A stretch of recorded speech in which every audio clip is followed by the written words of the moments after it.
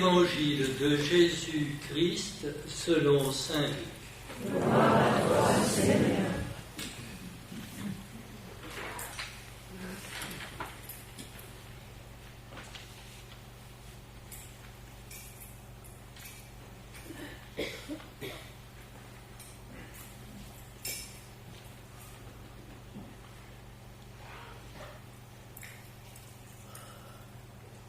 En ce temps-là, on venait de crucifier Jésus et le peuple restait là à observer.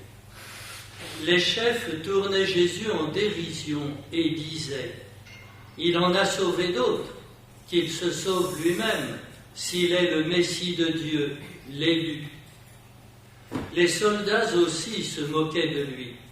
S'approchant, ils lui présentaient de la boisson vinaigrée en disant « Si tu es le roi des Juifs, sauve-toi toi-même. » Il y avait aussi une inscription au-dessus de lui. « Celui-ci est le roi des Juifs. » L'un des malfaiteurs suspendus en croix l'injuriait. « N'es-tu pas le Christ? Sauve-toi toi-même, et nous aussi. » Mais l'autre lui fit de vifs reproches. « Tu ne crains donc pas Dieu? Tu es pourtant un condamné, toi aussi. Et puis, pour nous, c'est juste. Après ce que nous avons fait, nous avons ce que nous méritons. Mais lui, il n'a rien fait de mal. » Et il disait, « Jésus, souviens-toi de moi quand tu viendras dans ton royaume. » Jésus lui déclara, « Amen, je te le dis, aujourd'hui, avec moi, tu seras dans le paradis. » Acclamons la parole de Dieu. Louange à toi, Seigneur Jésus.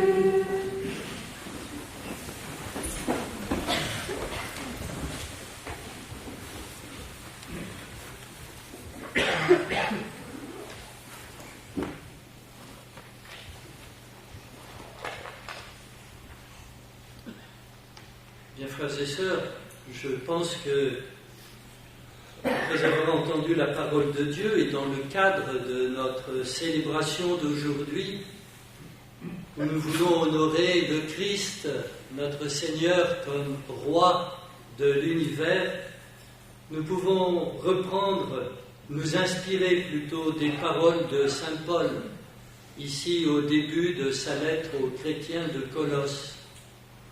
Quand il dit « Rendez grâce à Dieu le Père », eh bien je dirais « Rendons », que ce soit le sens de notre célébration de ce soir. Rendons grâce à Dieu le Père, qui nous a rendus capables d'avoir part à l'héritage des saints dans la lumière. En effet, nous arrachant au pouvoir des ténèbres, il nous a placés dans le royaume de son Fils bien-aimé. Le Christ est notre roi et il nous a placés dans son royaume. Aussi pouvons-nous, en effet, rendre grâce à Dieu le Père. En septembre de cette année, le monde entier suivait le deuil et les obsèques d'une reine défunte. Il put voir des cérémonies dignes, belles, émouvantes, conduites par un protocole presque millimétré et chronométré à la minute près. Ce protocole nous fit passer de château en château. Balmoral, l'abbaye de Westminster, Buckingham Palace, Windsor.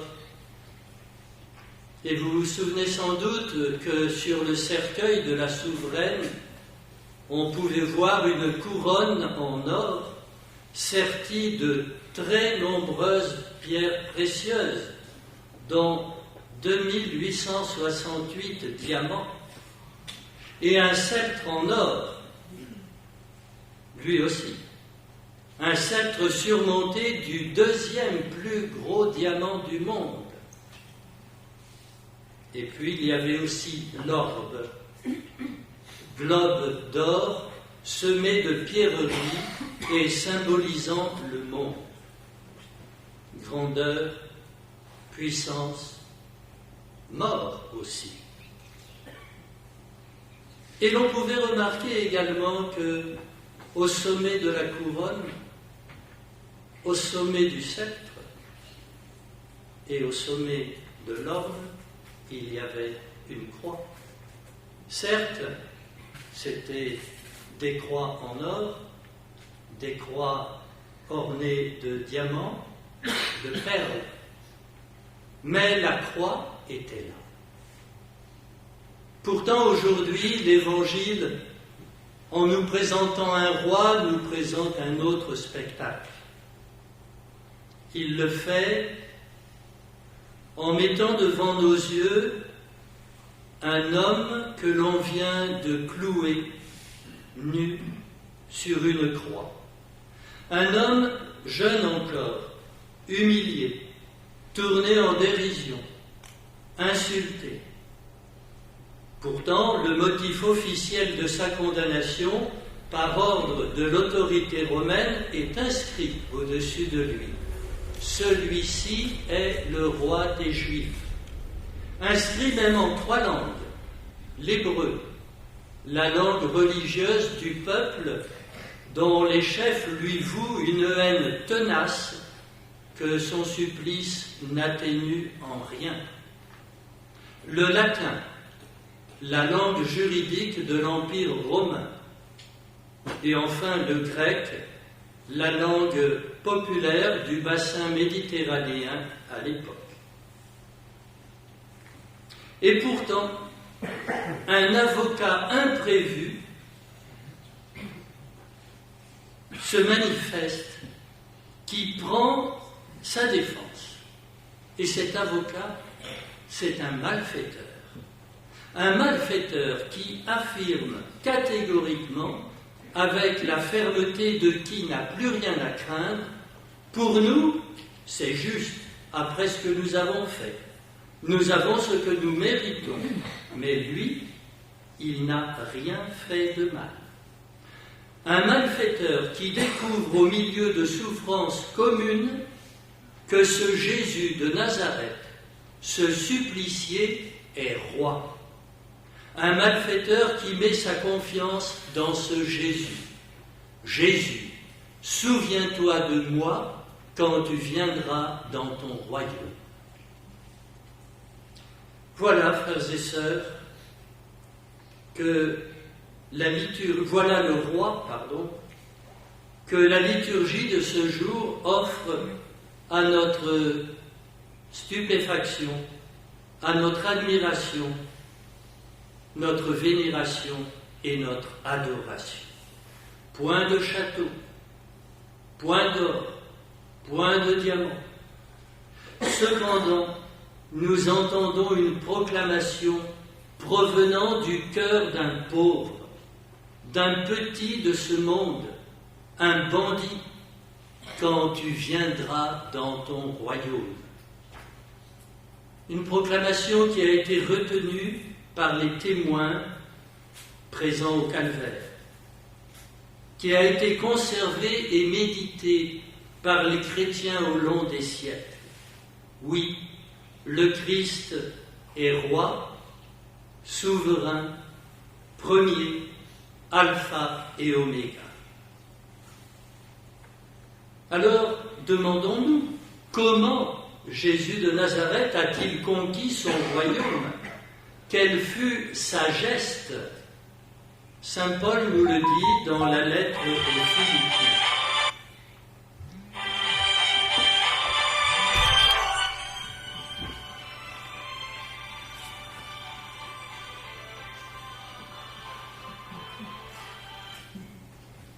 Dans sa lettre aux Philippiens, chapitre 2, les versets 6 à 11, Saint Paul nous explique comment Jésus a conquis son royaume. Il écrit « Ayant la condition de Dieu, il ne retint pas jalousement le rang qu'il égalait à Dieu. Mais il s'est anéanti, prenant la condition de serviteur, devenant semblable aux hommes. Reconnu homme à son aspect, il s'est abaissé, devenant obéissant jusqu'à la mort et la mort de la croix. C'est pourquoi Dieu l'a exalté. Il l'a doté du nom qui est au-dessus de tout nom, afin qu'au nom de Jésus, tout genou fléchisse au ciel, sur terre et aux enfers, et que toute langue proclame Jésus-Christ est Seigneur, à la gloire de Dieu le Père. S'abaisser, se faire serviteur, obéir jusqu'à la mort sur une croix, en peu de mots, aimer jusqu'à l'extrême de l'amour. En avançant jusqu'au bout de sa vie terrestre avec l'arme de l'amour total et absolu. Un amour filial pour le Père céleste, un amour fraternel des hommes. Voilà comment il s'est acquis un royaume éternel. Voilà la geste de notre héros. Et quels sont, frères et sœurs, les fruits de cette conquête? Notre liberté, car il nous sauve de la servitude du péché. Notre adoption filiale, car en lui, Fils éternel de Dieu, nous devenons vraiment des fils de Dieu.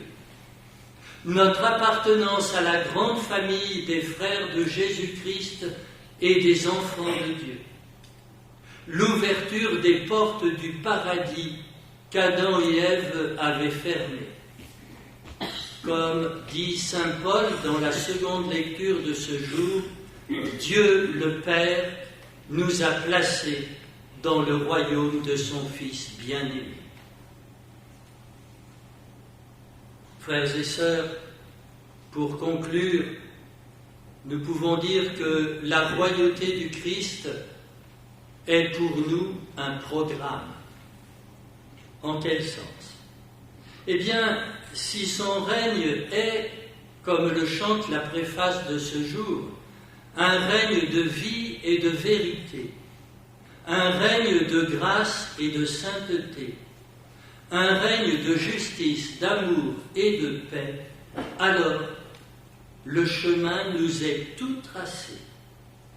Travaillons avec lui pour que les hommes et les femmes autour de nous accueillent tous ces dons qu'il leur apporte, spécialement les dons de l'unité et de la paix.